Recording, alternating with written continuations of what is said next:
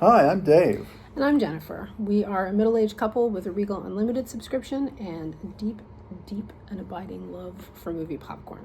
And despite the fact that we are not sponsored, endorsed, or otherwise maintained financially, romantically, emotionally, or otherwise by the Regal Corporation, we returned to the Regal movie theater. Why do you do this to me? Wait until I have a mouthful of water. Yes, we did go back to our spiritual home. Yes, and saw another movie. Mm-hmm. So we're chronicling all the movies we see in 2025, the movies we see together, or if we see them separately, we do little versus movies, which are always fun. Yeah, if we see an equal number of movies separately. You've actually seen some movies this year that I haven't seen, that but is very true. I haven't seen so many. So okay. Anyway, we saw Naked Gun. And it was Fun. Because it was about the sun. I don't know. I ran out of rhymes. Busta Rhymes was in it, though. Yes. Yeah. As was Dave Bautista. Yeah. Yeah, there's a whole bunch of, like, just random cameos and stuff. And actors that you're like, I know who this person is. I know who this person is. I know who this person is. And then in the credits, you're like, oh, yeah, CCH Pounder. I absolutely know who that is, right? So. What was the crazy cameo we saw the other day? Television or something. Not that it matters. Anyway. Yeah, I don't know. Naked Gun. Yeah, we're struggling even to talk what to say about this movie. It's really funny. It's very good. Absolutely worth going to see. It is absolutely a Naked Gun movie, right? Yeah. It has nothing. None of the people involved in making it are the original people. One of the dudes, the Abrahams is dead. The Zuckers had no idea that this movie was being made until it was announced in the media. So they're not involved in it at all. It's the Lonely Island guys that did this. Yeah. And, Eva Schaefer wrote it. Excuse me. Was one of the writers. And the director. Okay, yeah. And it's, clearly they love these movies. Yes. And made another one of these movies.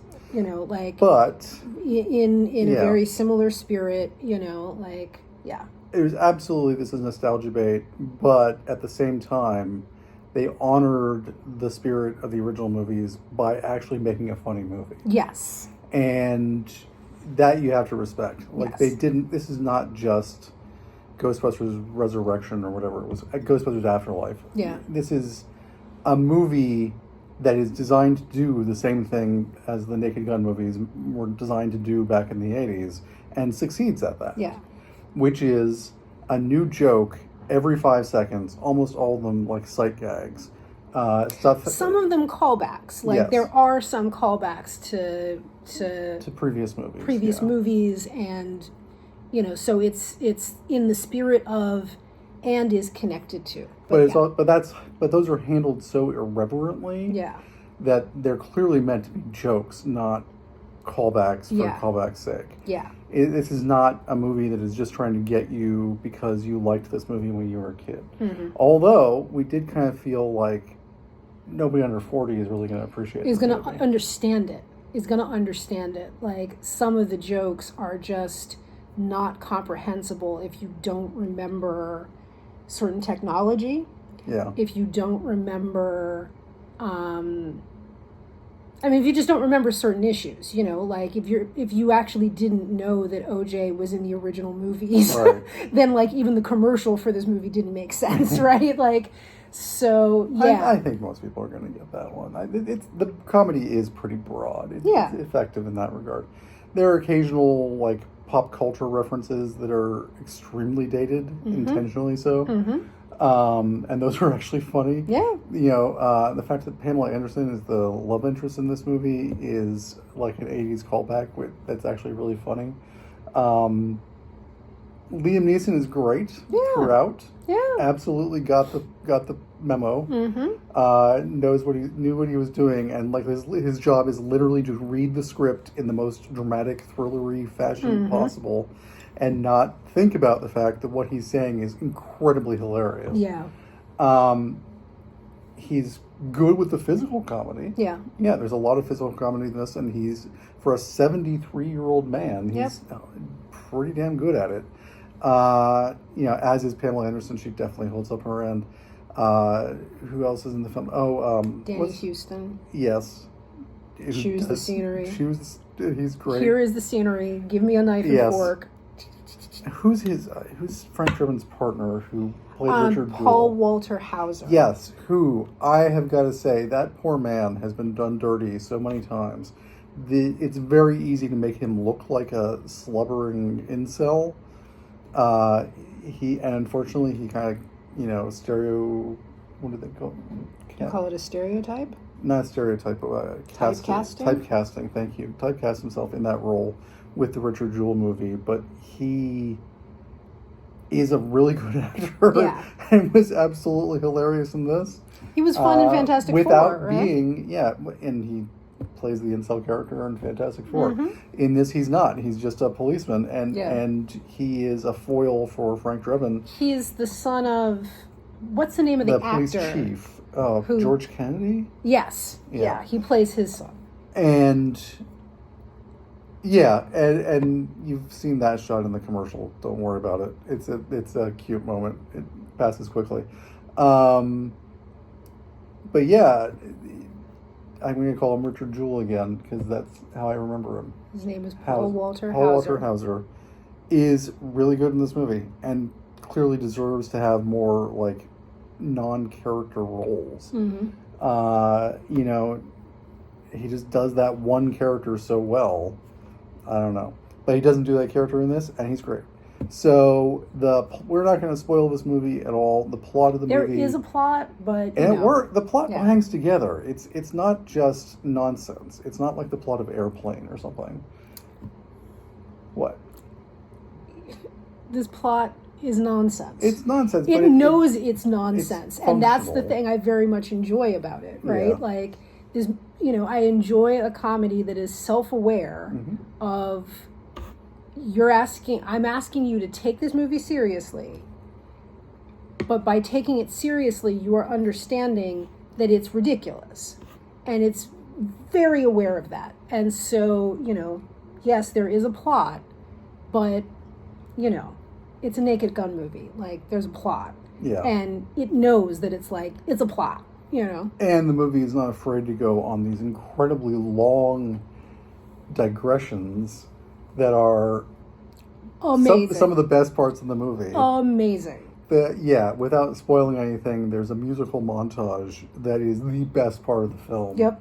By far. Yep. And it just keeps That has going. nothing to do with the plot. That has on. absolutely nothing to do with the plot. And it doesn't even fit in. amazing. It's not even like in times of time line.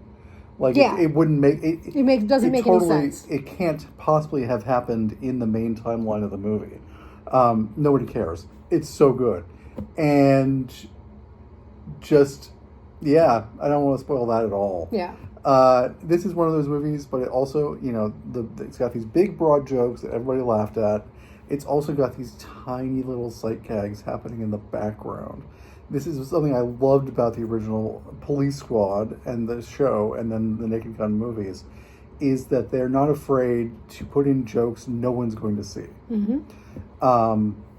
In the very first shot of the movie, so no spoiler, but in the very first shot of the movie there are a bunch of police cars, and they have changed the motto of the police department on the police car. So instead of protect and serve, it says something. To protect and serve, it says something else. And I won't say what it was because I'll ruin the joke, but just look for it. And there's a lot of stuff like that. There's a lot of stuff like that throughout the movie and through the end of the movie. Yeah. The movie does not stop. Yeah. It just keeps going all through the credits. Mm-hmm. You must sit and watch every credit for this movie. Yep. Because you need to read them. Because, yes, hidden in the credits are a ton of some of the best jokes in the movie. And so many people got up and walked out of our theater and missed the last 10 minutes of the movie, basically. It's again, I don't want to spoil anything. Yeah. They're just so much fun.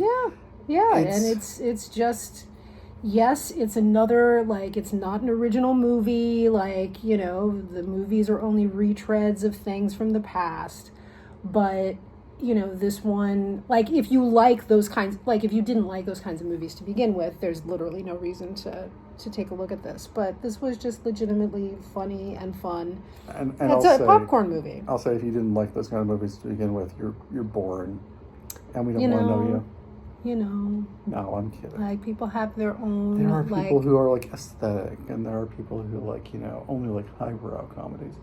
Sure. Good for them. Or, you know, I don't know. This is farce. We just didn't find these funny. It's absolutely farce. It is there to make you laugh and do nothing else.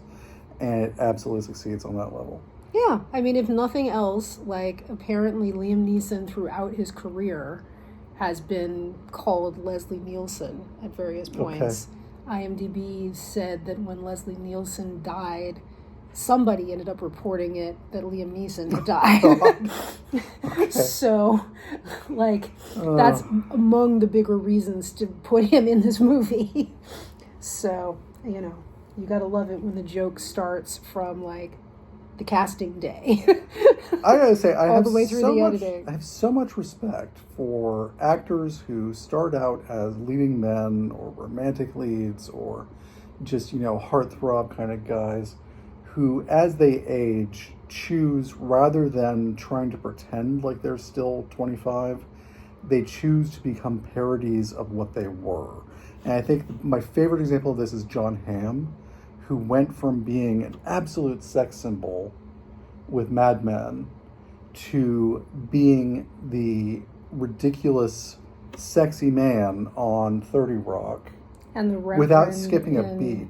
And the Reverend and Unbreakable Kimmy Schmidt and so many other roles where he's now one of our great comedic actors. He didn't start out that way. He was absolutely the heartthrob. He was the hunk. He was Dan Draper, whatever, Don Draper. And look at him now. And he made this transition so seamlessly, nobody noticed.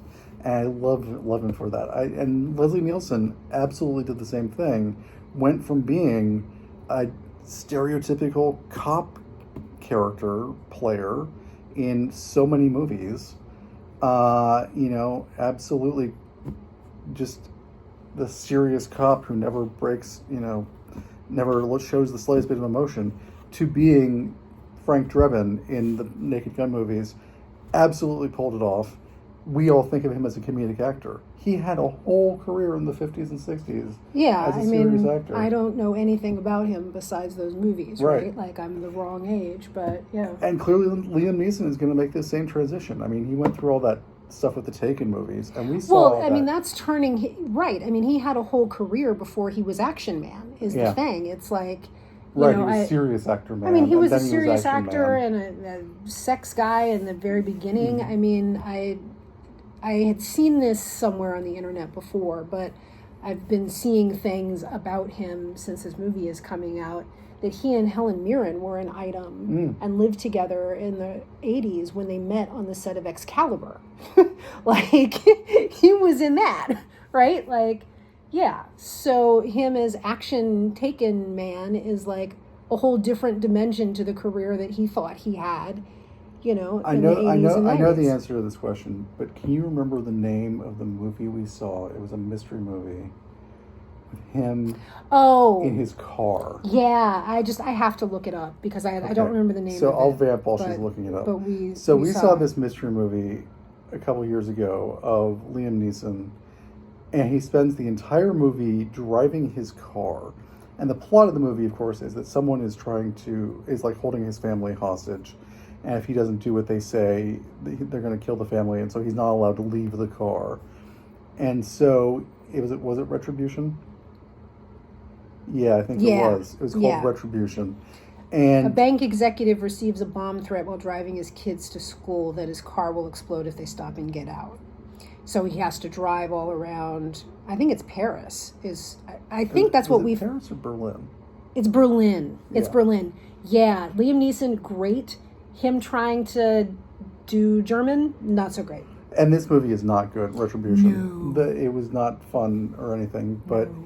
it was literally Liam Neeson said, I'll make another one of these movies if I can just sit down the whole time. Yeah. And that's what that movie feels like. Yeah. This movie, Naked Gun, he is jumping and doing kicks and flying around the screen. Obviously, there's stuntmen he's not involved. doing any of those Yes. kicks or jumping around the screen. But he's clearly, but they, he's in the setups and he's delivering the lines and it's a physically demanding role for a 73-year-old, even if he's being replaced by a stuntman every time they cut to a new scene. Yeah. I don't care. This movie took work. Yes. And he absolutely pulls it off. Yep. No, it's like, I think about like Roger Moore in the later James Bond movies, where he clearly is like, I'll do this fight scene with no stuntman as long as, I can punch no higher than my chin. And it's like, okay, yeah, this was not that.